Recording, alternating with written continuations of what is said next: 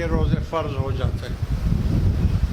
اس لیے ان کو فرض سے بچانے کے لیے حضور علیہ الصلوۃ والسلام شعبان کے مہینے میں اکثر روزہ رکھتے اور کبھی کبھی روزہ نہیں رکھتے، چھوڑ دیتے، تاکہ امت کے لیے آسانی ہو جائے،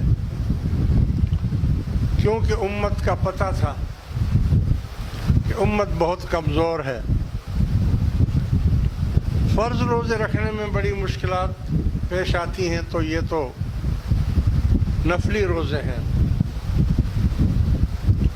ورنہ حضور علیہ الصلوۃ والسلام کو کے لیے روزے رکھنا کوئی مشکل کام نہیں تھا۔ اگر آپ چاہتے تو ساری سال بھی روزہ رکھ سکتے تھے، مگر چونکہ حضور کو اپنی امت کا بڑا احساس تھا، بڑا خیال تھا، اس لیے امت کی آسانی کے لیے روزے کبھی رکھے کبھی نہیں رکھے، ورنہ حضور نے کھایا پیا بھی ہمارے لیے ہے کہ ہمارے لیے کھانا پینا جائز ہو جائے۔ حضور اگر ساری عمر بھی کھانا نہ کھاتے، پانی نہ پیتے، آپ کے لیے کوئی مشکل کام نہیں تھا۔ دیکھو، حضور علیہ الصلوۃ والسلام نے وصلی روزے بھی رکھے۔ وصلی روزے اس کو کہتے ہیں کہ روزہ رکھا، شام کو روزہ نہیں کھولا، سحری بھی نہیں کی، اور دوسرے دن پھر روزہ مسلسل، پھر شام کو روزہ نہیں کھولا، پھر سحری نہیں کی، اور تیسرے دن پھر مسلسل روزہ۔ اس کو وصلی روزے کہتے ہیں۔ جب صحابہ کرام کو یہ معلوم ہوا کہ حضور علیہ الصلوۃ والسلام وصلی روزے رکھتے ہیں، 3 4 5 دن لگاتار نہ کھاتے ہیں نہ پیتے ہیں، تو صحابہ کرام کو یہ خیال آ گیا کہ حضور تو معصوم ہیں، حضور علیہ الصلوۃ والسلام تو پاک ہیں، آپ تو گناہوں سے پاک ہیں، پھر بھی آپ اتنے روزے رکھتے ہیں اور وصلی روزے رکھتے ہیں، تو ہم تو گناہگار ہیں، ہمیں تو پھر زیادہ رکھنا چاہیے۔ تو انہوں نے بھی وصلی روزے رکھنا شروع کر دیے۔ صحابہ کرام نے بھی وصلی روزے رکھنا شروع کر دیے۔ ایک دن روزہ رکھا، شام کو روزہ نہیں کھولا، سحری نہیں کی، دوسرے دن پھر لگاتار روزہ رکھا۔ جیسے ہی صبح 8 9 10 بجے کا ٹائم ہوا، کوئی ادھر گر رہا ہے، کوئی ادھر گر رہا ہے، رنگ پیلے پڑ گئے ہیں، کمزور اتنے ہو گئے ہیں، نڈھال ہو گئے ہیں، کوئی گر رہا ہے، کوئی پڑ رہا ہے۔ حضور علیہ الصلوۃ والسلام نے پوچھا کہ یہ کیوں ایسا کر رہے ہیں یہ لوگ؟ فرمایا حضور انہوں نے وصلی روزہ رکھا ہے، کل بھی روزہ تھا، آج بھی ان کا روزہ ہے، اور ان کا یہ کہنا ہے کہ جب حضور وصلی روزے رکھتے ہیں جبکہ وہ معصوم ہیں، تو ہم تو گناہگار ہیں، ہمیں تو زیادہ روزے رکھنے چاہیے۔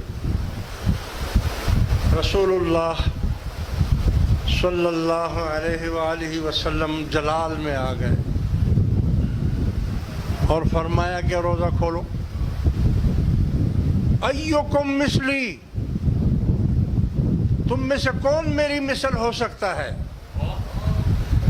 میں اگر چاہوں تو ساری عمر روزہ رکھوں, کیونکہ میں روزہ بھی رکھتا ہوں اور میرا رب مجھے کھلا پلا بھی دیتا ہے.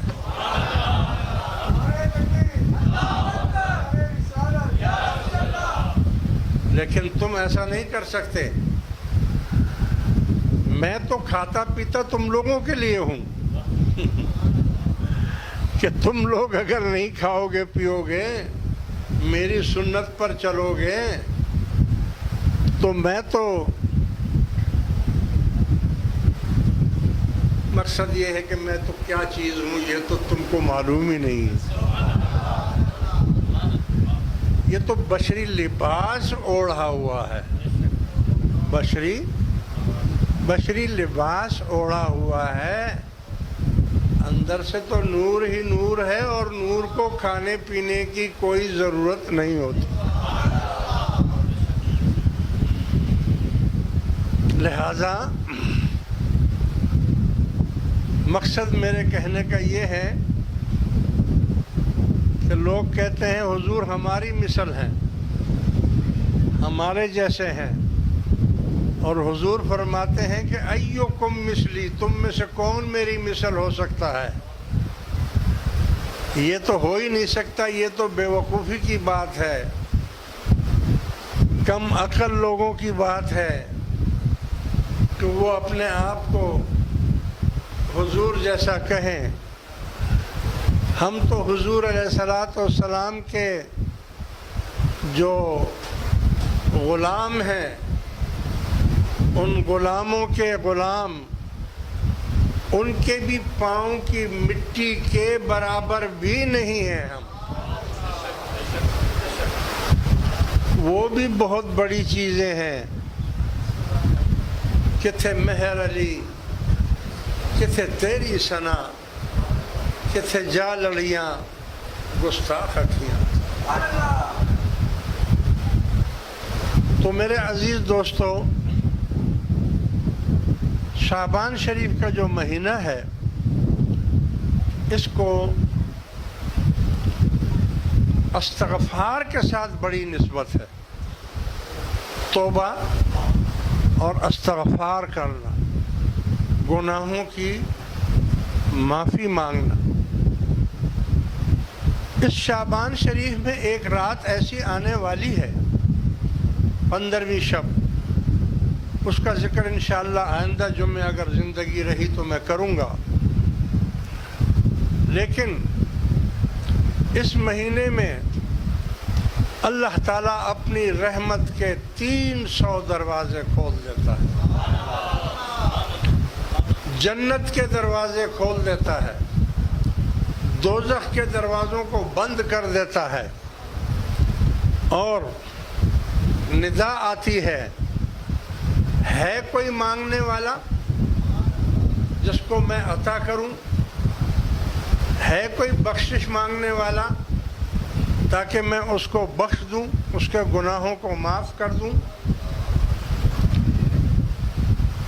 لہذا اس مہینے میں 2 چیزوں کا آپ بڑا اہتمام کریں اور بڑا خیال کریں. ایک تو کلمہ طیبہ کا ورد زیادہ سے زیادہ کریں. لا الہ الا اللہ, لا الہ الا اللہ. یہ ہے اللہ تعالیٰ کی ثنا, حمد و ثنا, اور اللہ تعالیٰ کی توحید, اللہ کی وحدانیت کرنا. اور دوسرا, اس مہینے میں